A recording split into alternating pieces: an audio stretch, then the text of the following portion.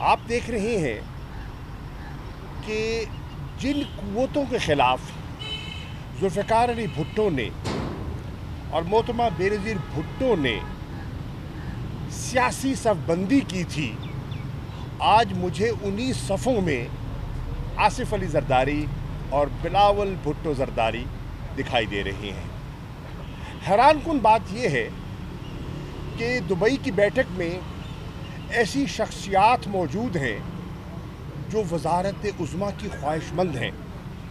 اگر Peoples party کا آپ ایگزامن کیجئے تو آصف علی زرداری خواہش مند ہیں،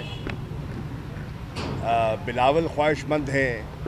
اگر مسلم لیگ نون پر نظر دوڑائیں تو نواز شریف صاحب وزارت عظمیٰ کی دوڑ میں ہیں، مریم صاحبہ وزارت عظمیٰ کی دوڑ میں ہیں۔ لیکن ستم ظریفی یہ ہے کہ پاکستان کی وزارت عظمیٰ کے جو امیدوار ہیں وہ ہندوستان کے وزیر اعظم کے بیان پر خاموش ہیں۔ ہندوستان کے وزیر اعظم کیا کہتے ہیں؟ ہندوستان کے وزیر اعظم اپنی قوم کو تلقین کرتے ہیں کہ آپ پاکستان کی رٹ لگانا چھوڑ دو۔ پاکستان اپنی موت خود مر رہا ہے، پاکستان اپنے بوجھ تلے خود دب رہا ہے۔ لگتا ہے کہ آج یا کل میں IMF کا بول بالا ہونے والا ہے۔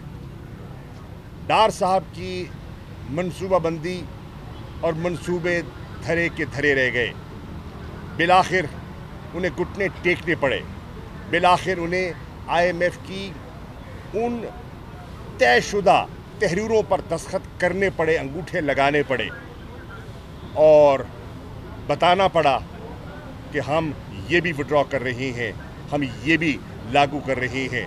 اور پوری قوم نے دیکھا کہ جو بجٹ پاس ہوا، جو پیش ہوا اور جو پاس ہوا، اس میں دن اور رات کا فرق تھا۔